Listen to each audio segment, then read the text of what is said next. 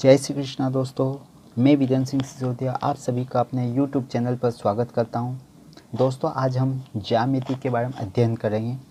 तो चलिए शुरुआत करते हैं। ज्यामिति के अंतर्गत हम सर्वप्रथम देखते हैं बिंदु। बिंदु क्या है या बिंदु किसे कहते हैं। तो कागज या किसी समतल पर पेन, पेंसिल या आपकी जो भी लेखनी है, जो भी कलम है, उसकी नोक से जो आकृति बनती है ना, जो भी आपकी लेखनी है, जो भी आपका पेन पेंसिल है, उसकी नोक पर बल लगाने पर, ताकत लगाने पर जो आकृति बनती है उसे हम बोलते हैं बिंदु। हैं तो बिंदु की न तो लंबाई होती, न चौड़ाई होती और ना ही मोटाई होती। वैसे देखा जाए तो बिंदु का कोई आकार नहीं होता है। हैं बिंदु मात्र एक चिन्ह है जो कि आपकी पेन पेंसिल या जो भी आपकी कलम है, उस कलम की नोक पर बल लगाने पर जो आकृति बनती है उस आकृति को हम बोलते हैं बिंदु। ठीक है, चलिए बिंदु के बाद देखते हैं हम वक्र। वक्र, अब वक्र किसे कहते हैं कि आपकी जो भी सतह है, जो भी पृष्ठ है, उस पृष्ठ पर आप एक बार आपकी जो भी पेन या पेंसिल है उसकी नोक रख दें और उसको बिना उठाए जो आकार बना दे। आप हैं पेन या पेंसिल को उठाना नहीं, बिना उठाए जो आकार बनता है उसे हम बोलते हैं वक्र। मतलब जैसे माना कि मैंने ये पेन रखा यहाँ पे रखकर फिर इस पेन को मैंने चलाया और फिर यहाँ जाकर उठा दिया, तो ये जो आकार बना, इस आकार को हम बोलते हैं वक्र। क्या बोलते हैं? वक्र, है ना। जैसे माना कि ये, तो ये क्या है? एक वक्र है। क्या है? कैसे भी बन सकता है। मतलब एक बार आपकी पेन या पेंसिल की नोक रखने पर एक बार रखी और फिर बिना उठाए जो आकार बन गया, तो वो कहलाता है वक्र। ठीक है, मतलब वक्र का कोई आकार निश्चित नहीं, ये भी क्या है? वक्र है ना। चलिए अब देखते हैं हम रेखा। क्या है रेखा? रेखा किसे कहते हैं? रेखा क्या है? तो किसी भी समतल में या किसी भी पृष्ठ पर, सतह पर कम से कम दो बिंदुओं को, हैं कम से कम दो बिंदुओं को मिलाने पर जो आकृति बनती है उसे हम बोलते हैं रेखा। रेखा असीमित होती। असीमित मतलब रेखा की कोई लंबाई निश्चित नहीं होती, वो अनंत तक बढ़ती दोनों तरफ। इस दिशा में भी हैं, इधर मैंने क्या लगाया? एरो, तीर, मतलब ये खत्म नहीं हुई और भी आगे बढ़ा सकते हैं हम, मतलब इसकी कोई लंबाई निश्चित नहीं। इस दिशा में भी, पीछे की तरफ भी हम असीमित रूप से बढ़ा सकते हैं। मतलब रेखा की कोई लंबाई निश्चित नहीं होती, रेखा की लंबाई असीमित होती है। मतलब रेखा में केवल और केवल लंबाई होती है, न तो चौड़ाई होती है और ना ही मोटाई होती है और ना ही ऊंचाई होती है। ऊंचाई का तो हम कह ही नहीं सकते हैं, पर मोटाई और चौड़ाई नहीं होती। केवल और केवल रेखा में क्या होती है? लंबाई होती है। और रेखा पर दोनों तरफ हम एरो लगाते हैं, तीर लगाते हैं। इसका मतलब ये, एरो का मतलब ये है कि ये इस दिशा में भी अनंत तक आगे बढ़ाई जा सकती है, इस दिशा में भी ये अनंत तक आगे बढ़ाई जा सकती है। ये क्या है? रेखा है। जैसे मैं इसको नाम दे देता हूँ, माना कि ए, यहाँ पर बिंदु को नाम दिया बी है। तो यानी कि अगर आपको लिखना है, रेखा लिखना है, तो आप इसको कैसे प्रदर्शित करेंगे? तो ये है ए बी, और ए बी के ऊपर आप ऐसी लाइन खींचकर उस लाइन के ऊपर दोनों तरफ आप तीर लगाएं। यानी कि रेखा को प्रदर्शित करने का तरीका है कि रेखा को कैसे प्रदर्शित किया जाता है। तो ए बी एक रेखा है। कैसे पता चला? ए बी, इसका नाम हो गया रेखा का। और ये जो ऊपर लाइन है, इस लाइन पर मैंने दोनों तरफ तीर लगाए, तो तीर क्या शो कर रहे? रेखा को शो कर रहे। यानी कि रेखा में केवल और केवल लंबाई होती है और वो असीमित लंबाई होती है। मतलब कोई निश्चित लंबाई नहीं होती कि 2 सेंटीमीटर, 4 सेंटीमीटर, 10 सेंटीमीटर। असीमित मतलब रेखा को दोनों दिशाओं, मतलब इस दिशा में भी और इस दिशा में भी अनंत तक बढ़ाया जा सकता है। मतलब रेखा में कोई अंत बिंदु नहीं होते हैं। और रेखा का जन्म कब होता है? किसी भी समतल या किसी सतह पर कम से कम दो बिंदुओं को मिला दे, कोई भी दो बिंदु, तो कम से कम दो बिंदुओं को मिलाने पर रेखा का जन्म होता है। लेकिन जैसे माना कि रेखा है, इस रेखा में मैंने एक बिंदु ए लिया है और एक बिंदु बी लिया है, ए और बी इन दोनों बिंदुओं को मिलाया है, तो जरूरी नहीं कि इस रेखा पर केवल दो ही बिंदु हैं, इस रेखा पर असंख्य बिंदु स्थित है। क्यों? क्योंकि इस बिंदु और इस बिंदु के बीच में न जाने कितने बिंदु थे, ये इस रेखा पर न जाने कितने बिंदु हैं। तो जब हमने इन ए और बी इन दो बिंदुओं को मिलाया था, तो साथ में ये सब बिंदु भी तो आपस में मिल गए हैं। तो यानी कि एक रेखा पर असंख्य बिंदु स्थित होते हैं। हमें केवल इन दो बिंदुओं का नाम पता था, माना कि बिंदु ए और बिंदु बी, ये हम जानते थे कि इन दोनों को मिलाया, लेकिन दोनों बिंदुओं को मिलाने पर बीच में न जाने कितने बिंदु स्थित थे, वो भी तो मिल गए। जैसे समतल है, ये समतल कैसे बना? जैसे कागज़, तो इस कागज़ पर न जाने कितने बिंदु हैं, ये ऐसे न जाने कितने बिंदु हैं यहाँ पर हैं, जो कि हम अपनी नग्न आंखों से देख भी नहीं सकते हैं, इतने सूक्ष्म मान सकते हैं आप। तो जब कोई भी दो बिंदु मिलाएंगे हम, जैसे मैं यहाँ पे थोड़ा सा बना देता हूँ आपको समझाने के लिए, ठीक है।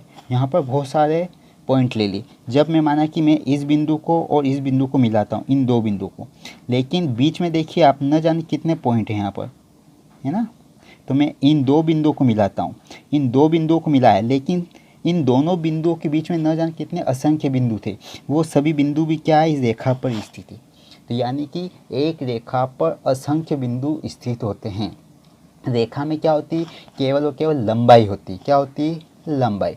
मतलब रेखा की चौड़ाई और मोटाई नहीं होती है, ठीक है। और एक रेखा को हम असीमित रूप से बढ़ा सकते हैं दोनों दिशाओं में, इस दिशा में भी आगे न जाने कहाँ तक बढ़ा सकते हैं, अनंत तक, और इस दिशा में भी अनंत तक हम बढ़ा सकते हैं। मतलब रेखा की कोई लंबाई निश्चित नहीं होती, रेखा के कोई अंत बिंदु नहीं होते हैं, ठीक है। रेखा के कोई अंत बिंदु नहीं होते हैं। चलिए, और रेखा है, बिंदु या कोई भी आकृति, उसका जब भी आप नाम लिखेंगे, नाम हमेशा कौन से अक्षर से लिखा जाएगा? कैपिटल अक्षर है, पहली ABCD के अक्षर से नाम लिखा जाए। जैसे रेखा दो बिंदु ए और बी से होकर गुजरी, तो इस रेखा का नाम क्या होगा? AB। और इसको प्रदर्शित करने का तरीका क्या है? AB को लिखा मैंने, इस रेखा का नाम क्या है? AB। क्या है? और उसके ऊपर हमने लाइन खींची, लाइन खींचने के बाद दोनों तरफ मैंने तीर लगा दी। तो यानी कि ये क्या है? AB क्या है? रेखा है, ये चिन्ह है, ये प्रदर्शित कर रहा है कि ये क्या है? रेखा है, ठीक है। ये हो गई रेखा। रेखा के बाद आती है रेखाखंड। क्या आता है? रेखाखंड। अब रेखाखंड क्या है? सीधी सी बात है, इस नाम को गौर से पढ़िए, आप ध्यान दीजिए। रेखाखंड, तो इसको हम टुकड़ों में तोड़ दें, मतलब इसका विच्छेद कर दें, क्या लिखेंगे हम? रेखा प्लस खंड। क्या हुआ? रेखा प्लस खंड। रेखा मतलब रेखा, और खंड, खंड का मतलब होता है टुकड़ा। क्या होता है? टुकड़ा या भाग। मतलब इसकी परिभाषा बनी, रेखाखंड मतलब क्या हुआ? रेखा का एक टुकड़ा। यानी कि कोई लाइन है, कोई रेखा है, माना कि ये रेखा है, ये रेखा है, इस रेखा में से आप एक टुकड़ा काट लीजिए। जैसे माना कि ये यहाँ से, ये मैंने बिंदु ए नाम दे दिया, इसको दिया मैंने बी। तो ये एक निश्चित लंबाई होगी, कुछ भी, कोई भी एक निश्चित लंबाई होगी, चाहे वो 2 सेंटीमीटर हो, 10 सेंटीमीटर हो। माना कि यहाँ से यहाँ तक की लंबाई कितनी? ए, स्मॉल ए है। तो ये जो एक रेखा थी, माना कि एल क्या थी? एक रेखा। उस एल रेखा का एक टुकड़ा ले लिए मैंने यहाँ से यहाँ तक, ये, जिसकी लंबाई कितनी मान ली अपने? ए।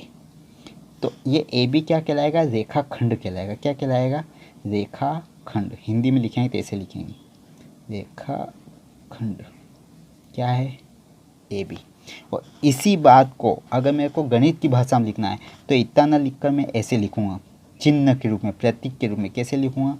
ये AB लिख देंगे, और ये क्या है? रेखाखंड है, तो ये रेखा, मतलब इसके ऊपर केवल लाइन खींचना है अपने को। क्या करना है? केवल और केवल AB है, ये जो रेखाखंड AB लिखा है, इसी को गणित की भाषा में हम देखें प्रतीक के रूप में देखें तो ये ए बी लिखा और ए बी के ऊपर एक लाइन खींच दी, मतलब ये क्या शो कर रहा है, रेखाखंड को शो कर रहा है। रेखा में हमने दोनों तरफ तीर लगाए थे और रेखाखंड में तीर नहीं लगेंगे, एरो नहीं लगेंगे, ठीक है। तो इसको हम क्या पढ़ेंगे, रेखाखंड, और ये क्या है, रेखा है। जब है ये ऐसा नाम लिखा है तो ए बी क्या है, ये रेखा है। कैसे पता चला, इस चिन्ह से, क्योंकि ऊपर एक लाइन खींची, उस लाइन के ऊपर दोनों तरफ तीर लगे हुए, मतलब ये क्या है, रेखा। और रेखाखंड में ऊपर तीर नहीं लगेंगे, जो लाइन खींची उस लाइन के साथ में तीर यूज़ नहीं किया अपना, तो ये रेखाखंड है ना। मतलब आपको केवल और केवल ये जो लिखा हुआ है इसको नाम को देखकर ही पता चल जाएगा ए बी क्या है। ए बी ये क्या है, रेखाखंड, और ये ए बी क्या है, एक रेखा है। तो रेखाखंड क्या होता है, रेखा का एक टुकड़ा होता है। देखिए ये एल एक रेखा थी, उस एल में से ये एक निश्चित लंबाई का एक टुकड़ा हमने काट लिया। ये ए बी क्या हुआ, एक हमने इसकी लंबाई कितनी ली, ए लंबाई, चाहे वो 2 सेंटीमीटर हो, 10 सेंटीमीटर हो, 15 सेंटीमीटर, कितनी भी, एक निश्चित लंबाई का जो टुकड़ा है उस टुकड़े को हम बोलते हैं रेखाखंड। क्या बोलते हैं, रेखाखंड, मतलब रेखा का टुकड़ा, उसे कहते हैं रेखाखंड। तो अभी मैंने बोला था कि किसी का भी नाम है तो हम हमेशा कैपिटल अक्षर लिखते हैं। जैसे रेखाखंड है तो इसका नाम हमने क्या दिया, ए बी, ये यहाँ से यहाँ तक ये ए बी रेखाखंड है। लेकिन इसकी जो लंबाई, उस लंबाई को हम स्मॉल लेटर से शो करते हैं। यहाँ पर ये ए, इस रेखाखंड की लंबाई कितनी ली थी, ए, चाहे वो ए सेंटीमीटर हो, ए मीटर हो, जो भी हो, तो ये ए, स्मॉल ए क्या है, उसकी लंबाई को शो कर रहा है, ठीक है। रेखाखंड में दो अंत बिंदु होते हैं, ये दो अंत बिंदु, जैसे अगर रेखाखंड ए बी लेना है, अभी तो मैंने आपको बताया कि जो लाइन थी उस लाइन का एक निश्चित लंबाई है, जैसे ए बी क्या है, एक रेखाखंड है, इसकी एक निश्चित लंबाई कितनी ली, ए, तो ये क्या है, रेखाखंड ए बी। तो अगर अपन यहाँ पे ले ए बी, ये रेखाखंड ए बी, तो रेखाखंड ए बी अगर इधर बनाते अपन तो यहाँ पे दो अंत बिंदु होंगे, क्या होंगे, अंत बिंदु, मतलब यहाँ पर ये रेखा का अंत हो गया और इस बिंदु पर भी रेखा का अंत हो गया। तो ये क्या है, रेखाखंड जिसकी लंबाई निश्चित होती है ना, चाहे वो 2 सेंटीमीटर, 10 सेंटीमीटर, 15 सेंटीमीटर, मतलब एक निश्चित लंबाई की जहाँ बात होगी वो उसको हम बोलते हैं रेखाखंड। और एक निश्चित लंबाई की बात नहीं होगी तो वो क्या होगी, रेखा। जब भी आपको बोल दिया एक रेखा खींचो तो आप ये लाइन खींच दी, क्या आपने इसको नापा है, क्या है, माना कि 2 या 2 से 4 अधिक लड़के बैठे हैं क्लास में, उनको बोल दिया जाए कि अपने अपनी कॉपी में एक लाइन खींचो, तो वो अपनी लाइन खींचते अपनी कॉपी में, तो क्या उसकी लंबाई बराबर खींचेंगे, क्या नहीं है, कोई छोटी खींच देगा, कोई लंबी खींच देगा, तो उसे बोलते हैं हम रेखा। रेखा की लंबाई निश्चित नहीं होती, और एक निश्चित लंबाई वाली रेखा को हम बोलते हैं रेखाखंड। क्यों, क्योंकि एक निश्चित लंबाई ये वो रेखा का एक टुकड़ा, इसीलिए उसको बोला जाता है रेखाखंड।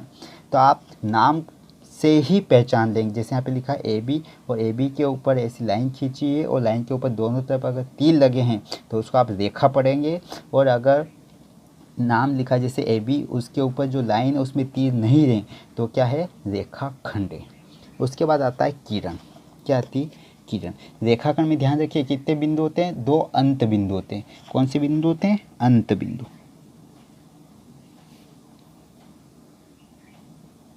या फिर सीमांत बिंदु, सीमांत बिंदु, अंत बिंदु भी कह सकते हैं और सीमांत बिंदु भी। कितने बिंदु होते हैं, 2, ये ए और बी क्या है, 2 अंत बिंदु या फिर सीमांत बिंदु। चलिए अब लेते हैं अपन किरण। किरण, किरण क्या है, देखिए किरण का प्रारंभिक बिंदु पता होता है लेकिन उसका अंत बिंदु नहीं होता है। जैसे ये इसका प्रारंभिक बिंदु है, ये इस दिशा में जा रही, कहाँ तक जा रही है हमें पता नहीं है, और भी आगे तक भी बढ़ सकती है, मतलब इसकी भी लंबाई निश्चित नहीं कहाँ तक। हमें ये पता है यहाँ से शुरुआत हुई, कहाँ से शुरुआत हुई, माना पी से, इस किरण की शुरुआत कहाँ से हुई, पी से, तो ये बिंदु पी क्या है, प्रारंभिक बिंदु है, यहाँ से शुरुआत हुई और ये किसी बिंदु ए से होकर गुजर रही, कहाँ से होकर गुजर रही, ए से होकर, तो इसको हम बोलते हैं किरण। मतलब इसका प्रारंभिक बिंदु पता होता है लेकिन अंतिम बिंदु पता नहीं होता है। देखिए इधर मैंने तीर लगाया, एरो लगाया, एरो लगाया मतलब ये इसकी लंबाई और भी आगे बढ़ाई जा सकती है, मतलब ये कहाँ तक जाएगी ये लाइन हम इसको बता नहीं सकते हैं असीमित है, अनंत तक आगे बढ़ सकती। इसलिए इसका प्रारंभिक बिंदु पता है लेकिन अंतिम बिंदु पता नहीं, इसलिए हम इसको क्या बोलते हैं, किरण। क्या बोलते हैं, किरण। किरण पी ए, ये लिखा हमने किरण पी, मतलब ये पी क्या है, प्रारंभिक बिंदु, और ये किरण बिंदु ए से होकर गुजर रही, मतलब ए से होकर जा रही है, इस बिंदु ए से होकर गुजर रही है। ये इसका अंत बिंदु नहीं है, और भी आगे तक ये बढ़ सकती है। तो इसी बात को मैंने हिंदी में लिखा किरण पी, इसी बात को हम चाहें तो ऐसे भी लिख सकते हैं। कैसे लिख सकते हैं, ऐसे पी ए, और ये लाइन खींचकर इधर मैंने एक तिल लगाया, एक ही तरफ तिल लगाया, किधर लगा, ए की तरफ। क्यों, क्योंकि ये किरण कहाँ शुरुआत हुई, पी से शुरुआत हुई।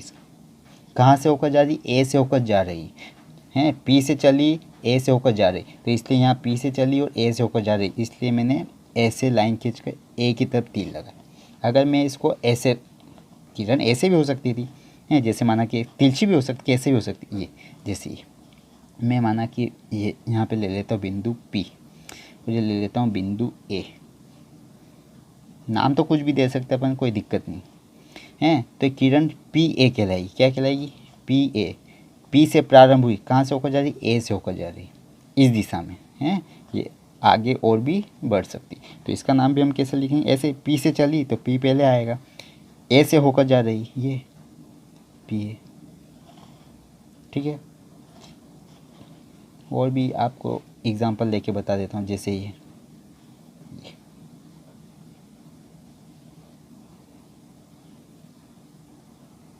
नाम तो कुछ भी दे सकते हैं, जैसे अपन ए नाम दे देता हूँ, ये बी नाम दे देता हूँ। तो अब ये बी प्रारंभिक बिंदु कहाँ चली, बी से, तो इसका नाम कैसे देंगे अपन, बी पहले लिख, कहाँ से होकर चली, ए से होकर, ये बी ए, बी से चली ए से होकर जा रही, ये बी प्रारंभिक बिंदु हो जाएगा, और ये ए से होकर गुजर रही, तो ये किरण, ठीक है ना।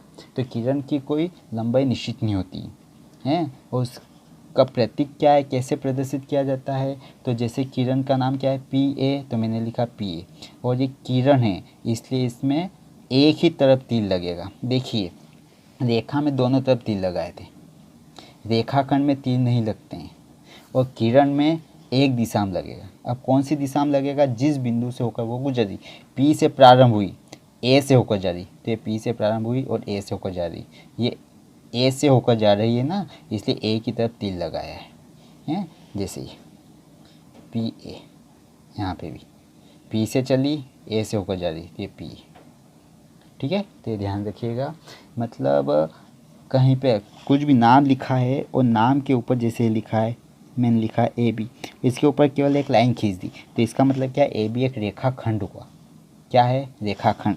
अगर मैंने एक तरफ तीर लगा दिया तो क्या होगी, किरण। अगर मैंने दोनों तरफ तीर लगा दिया तो क्या हो जाएगी, रेखा, ठीक है। तो ध्यान रखिएगा, एग्ज़ाम में इससे संबंधित क्वेश्चन बन सकता है, ठीक है। रेखा, रेखाखंड और किरण, उम्मीद करता हूँ आपको बहुत अच्छे से समझ में आ गए होंगे। रेखा में कोई भी अंत बिंदु नहीं होते हैं, रेखा की लंबाई असीमित होती है, ठीक है ना, और रेखा की केवल लंबाई होती, मोटाई और चौड़ाई नहीं होती। रेखाखंड, रेखाखंड की एक निश्चित लंबाई होती है, और रेखाखंड में दो अंत बिंदु या सीमांत बिंदु होते हैं। किरण, किरण में एक प्रारंभिक बिंदु होता है, ये जो बिंदु P, इसको हम क्या बोलते हैं, प्रारंभिक बिंदु, क्या कह सकते हैं, प्रारंभिक बिंदु, ठीक है। और ये बिंदु ए से होकर गुजरे, मतलब एक प्रारंभिक बिंदु होता है किरण में। किरण कहाँ से शुरुआत हो रही, कहाँ से प्रारंभ हो रही वो तो पता होता है, पर कहाँ तक जाएगी ये हमें पता नहीं होता है। जैसे किरण हम बोलते हैं सूर्य की किरण, क्यों बोला सूर्य की किरण, क्यों बोला, लाइन क्यों नहीं बोल दिया हमने, रेखाखंड क्यों नहीं बोला, क्योंकि हमें ये तो पता है कि जो किरण कहाँ से आई, सूर्य से आई, और कहाँ तक जाएगी हमें भी पता नहीं। मतलब सूर्य से आई है, सूर्य से आने के बाद अगर पेड़ है तो पेड़ पे अटक जाएगी, अगर पेड़ नहीं है तो धरती पे आएगी, और धरती में भी अगर हम गड्ढा खोद दें तो और भी अंदर तक चली जाएगी। मतलब उसकी लंबाई निश्चित नहीं है। हमें ये पता है कहाँ से आई, सूर्य से आई, पर कहाँ तक जाएगी हमें पता नहीं, जहाँ पे अवरोध आएगा वहाँ पे वो रुक जाएगी और जैसे अवरोध हटा वो आगे बढ़ जाएगी, यानी कि उसकी अंत पता नहीं, वो कहाँ तक जाएगी वो पता नहीं, इसलिए उसको हम बोलते हैं किरण। क्या कहते हैं? किरण। प्रारंभिक बिंदु पता होता है पर ये पता नहीं होता है कहाँ तक जाएगी, तो इसलिए उसको बोला जाता है किरण। ठीक है, रेखा, रेखाखंड और किरण। अब आगे देखते हैं रेखाओं के और भी प्रकार हैं, वो देख लेते हैं। जैसे अभी हमने देखा सरल रेखा, एक सीधी रेखा को हम सरल रेखा कहते हैं। वक्र रेखा भी होती है एक, वक्र रेखा। क्या है? वक्र रेखा। अब वक्र रेखा क्या है? जो भी टेढ़ी मेढ़ी लाइन जो बनती है इसको हम बोलते हैं वक्र रेखा। क्या कहते हैं? वक्र रेखा। चलिए अब आती है समांतर रेखाएं। समांतर रेखाएं। अब समांतर रेखाएं किसे कहते हैं? ऐसी दो लाइन, किसी भी समतल या किसी भी पृष्ठ पर खींची गई ऐसी दो लाइन जिनके बीच की दूरी हमेशा बराबर होती, क्या कहलाती? समांतर रेखा। जैसे ये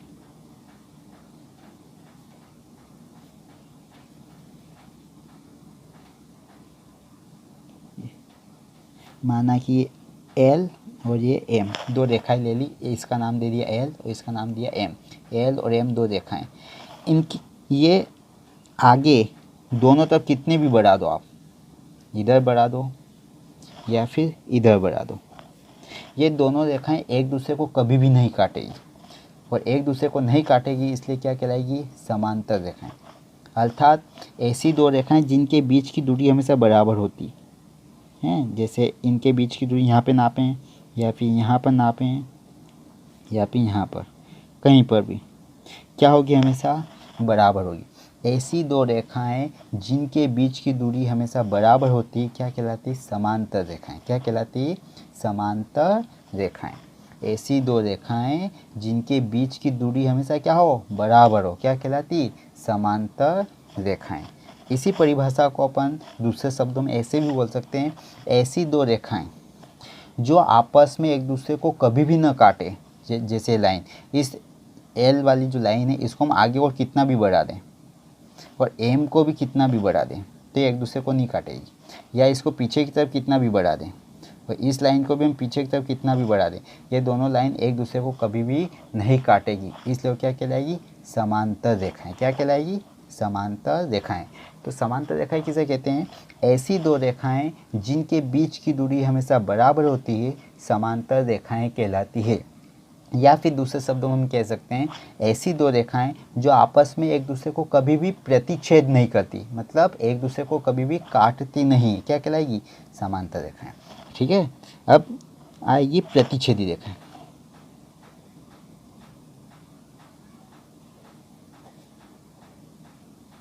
अब हम देखते हैं प्रतिच्छेदी रेखाएं। प्रतिच्छेदी रेखाएं मतलब किसी समतल में दो रेखा खींच देते हैं हम, एक रेखा ये ने एक रेखा माना कि ये दोनों रेखाएं क्या कर रही? एक दूसरे को इस बिंदु पर काट रही है। माना कि इस बिंदु को नाम दे दिया मैंने ओ।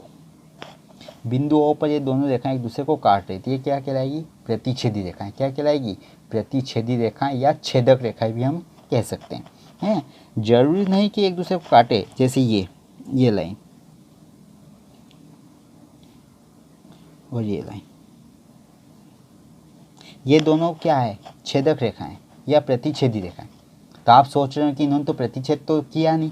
देखिए इस लाइन को हम पीछे की ओर बढ़ाते हैं और इसको भी हम पीछे की ओर बढ़ाएंगे, तो ये तो दूरी, इन दोनों के बीच की दूरी बढ़ रही है। यहाँ पे देखो, यहाँ पे दूरी कम थी, फिर आगे चले और बढ़ गई, फिर आगे चले और बढ़ गई, इधर चले तो और बढ़ गई, मतलब ये लाइन ऐसे जाएगी पीछे की ओर और ये लाइन भी ऐसे जाएगी। तो ये दोनों लाइन तो एक दूसरे से क्या हो रही? दूर हो रही है। कौन कौन सी? ये वाली लाइन और ये वाली लाइन एक दूसरे से दूर हो गई, तो ये तो कभी प्रतिच्छेद करेगी नहीं इस साइड, लेकिन इधर बढ़ाएंगे आगे की तरफ ये, तो एक बिंदु ऐसा मिलेगा यहाँ पर कि ये दोनों लाइन एक दूसरे को क्या कर देगी? प्रतिच्छेद करेगी, काटेगी, इसलिए क्या कहलाएगी? प्रतिच्छेद रेखा। जैसे यहाँ पर बना के बता देता हूँ मैं, ये दो लाइन हैं, ये तो ये क्या है, समांतर है या प्रतिच्छेदी? तो आप देख लेते हैं कि ये इन्होंने तो काटा नहीं काटा, तो आप बोल देंगे कि ये तो समांतर, तो गलत है। क्यों गलत है? अभी नहीं काटा है, लेकिन अगर इसको हम आगे की तरफ बढ़ाते हैं, इधर पीछे की तरफ, इसको और भी पीछे की तरफ बढ़ाएं, तो ये तो दूरी और बढ़ गई, मतलब इधर तो एक दूसरे को काटेगी नहीं। लेकिन इस साइड अगर बढ़ाएंगे, किधर, इधर, ये, तो ये लाइन और ये लाइन आगे बढ़ाने पर एक दूसरे को इस बिंदु पर काट रही, तो ये क्या हो गई, प्रतिच्छेदी रेखा। मतलब पहले हमें प्रतिच्छेदी नहीं दिखाई दे रही थी, लेकिन उनको आगे बढ़ाने पर वो दोनों लाइन क्या करेगी, एक दूसरे को काटेगी, इसलिए लाइन भी क्या है, प्रतिच्छेदी रेखा।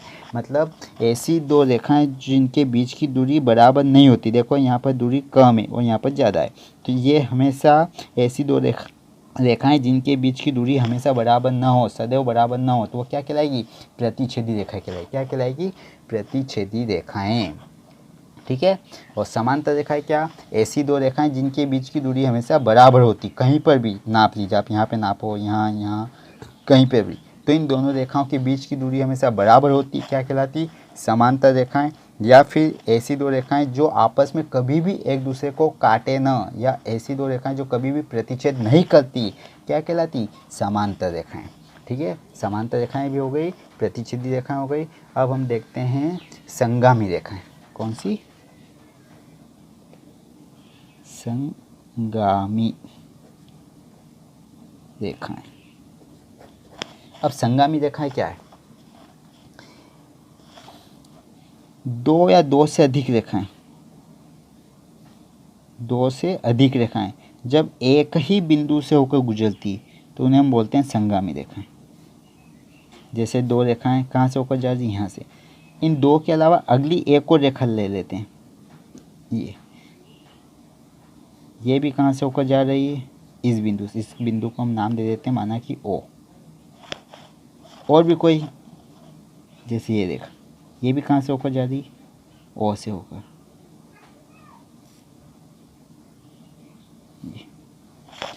तो किसी समतल या किसी पृष्ठ में स्थित ऐसी रेखाएं जो एक ही बिंदु से होकर गुजरती है, ये तीन चार लाइनें, कितनी, एक तो ये, दो, तीन और ये चार लाइन, ये चारों लाइन कहाँ से होकर जा रही, एक ही बिंदु ओ से होकर जा रही, तो इसलिए क्या कहलाएगी, संगामी रेखाएं। क्या कहलाएगी, संगामी रेखाएं। मतलब ऐसी रेखाएं, ऐसी दो या दो से अधिक रेखाएं जो एक ही बिंदु से होकर गुजरती है, क्या कहलाती, संगामी रेखाएं। केवल दो रेखाएं होती, ये दो, केवल दो रेखाएं, तो संगामी नहीं कहलाएगी, वो क्या कहलाएगी, प्रतिच्छेदी रेखा। लेकिन दो से ज़्यादा रेखाएं, दो से अधिक, तीन, चार या चार से जितनी भी अधिक रेखाएं, वो अगर एक ही बिंदु से होकर गुजरती तो क्या कहलाती, संगामी रेखाएं। क्या कहलाएगी, संगामी। और ये जो बिंदु ओ है, ये क्या कहलाएगा, संगमन बिंदु। क्या कहलाएगा, संगमन बिंदु। क्या कहलाएगा, इन रेखाओं का संगमन बिंदु है।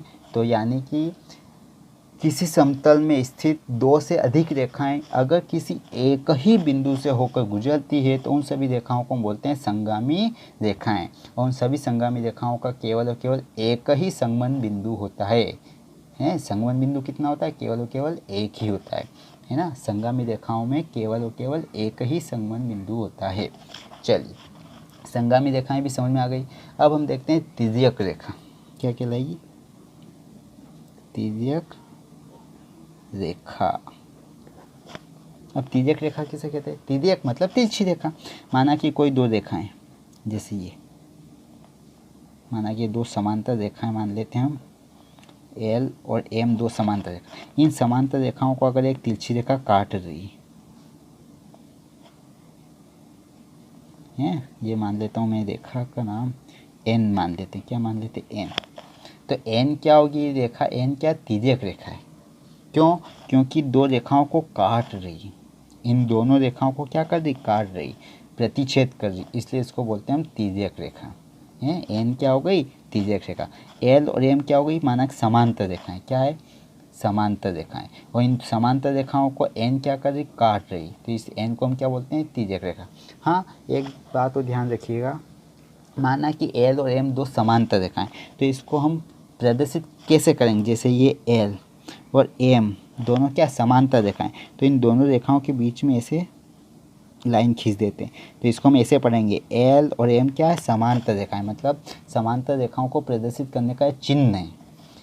एक रेखा एल है और एक रेखा एम है, इन दोनों के बीच में दो लाइन खींच दी, तो ये लाइन को, इसको हम क्या पढ़ेंगे? समांतर, मतलब रेखा एल और रेखा एम क्या? समांतर रेखाएं हैं, मतलब समांतर रेखाओं को प्रदर्शित करने के लिए चिन्ह लगाया जाता है।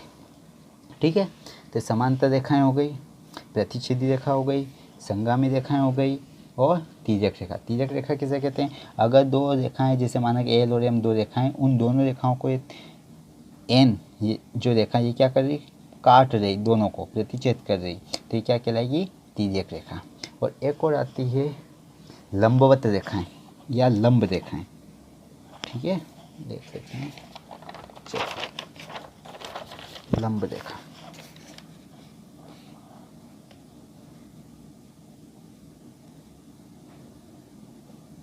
लंब रेखाएं, अब लंब रेखाएं क्या? ऐसी दो लाइन, ऐसी दो रेखाएं जिनके बीच का कोण 90 होता है, लंब रेखाएं कहलाती हैं। जैसे माना कि ये रेखा है, ये एक रेखा ये मान लिया एल, और एक रेखा ये मान लेते हैं, तो इन दोनों के बीच में कोण कितने का बन रहा है? 90 का। तो ये दोनों लाइन, ये एल मान लेता हूँ, इसको मान लेता हूँ एम, तो दोनों क्या हो गई? लंब हो गई। ये दोनों रेखाएं क्या कहलाएगी? लंब रेखाएं कहलाएगी। क्यों? ऐसी दो रेखाएं जिनके बीच का कोण कितने का हो? 90 का होता है, क्या कहलाती? लंब रेखाएं। ठीक है, जैसे हैं, माना कि एक और चित्र बना के समझा देता हूँ। इसको नाम दे दिया ए बी। ठीक है, ये रेखा है, इसको नाम दे दिया सी डी। तो इन दोनों रेखाओं के बीच में कोण कितने का बन रहा है? 90 का। तो इसको हम प्रतीक के रूप में, चिन्ह के रूप में देखें तो कैसे लिखेंगे? ऐसे लिखते हैं, सी डी लंब है किस पर? ए बी पर। ये जो उल्टा टी दिखाई दे रहा है इसको हम बोलते हैं लंब। सी डी लंब है किस पर? ए बी पर। सी डी लंब है ए बी पर। और ये रेखा, तो आप चाहें तो इनके ऊपर लाइन लगा सकते हैं, ये रेखा खंड हो जाएगा। और रेखाएं बोलना है तो दोनों तरफ एरो भी लगा सकते हैं, है ना? मतलब ये ए भी एक रेखा है, उस पर सी डी भी एक रेखा लंब है, तो ये मैंने रेखा के चिन्ह लगा दी, एरो लगा। और ये जो उल्टा टी दिखाई दे रहा है इसको हम बोलते हैं लंब। मतलब क्या कह रहा है? सी डी लंब है किस पर? ए बी पर। पीछे जो नाम लिखा उस पर लंब है, तो ए बी पर लंब है कौन? C D. ये सी डी क्या है? लंब है किस पर? ए बी पर। तो ये सी डी लंब है ए बी पर। तो ऐसी रेखाएं जिनके बीच कोण 90 डिग्री का बनता है क्या कहलाती? लंब रेखाएं, या फिर लंबवत रेखाएं। लंबवत भी बोल सकते हैं, लंबवत रेखा, लंब रेखाएं भी कह सकते हैं, या फिर लंबवत रेखाएं भी कह सकते हैं। ऐसी दो या दो से अधिक रेखाएं जिनके मध्य कोण हमेशा कितने का बनता है? 90 डिग्री का, क्या कहलाती? लंबवत रेखाएं। ठीक है दोस्तों, उम्मीद है आपको ये वीडियो बहुत ही पसंद आया होगा। आज हमने रेखा, बिंदु हैं और रेखाओं के प्रकार के बारे में अध्ययन किया। अगले वीडियो में हम कोण और कोण, विभिन्न प्रकार के कोणों के बारे में अध्ययन करेंगे। अगर आपको ये मेरा वीडियो बहुत अच्छे से समझ में आया हो, अच्छा लगा हो, तो प्लीज़ मेरे चैनल को आप लाइक, शेयर और सब्सक्राइब कीजिए। Thank you. जय श्री कृष्णा।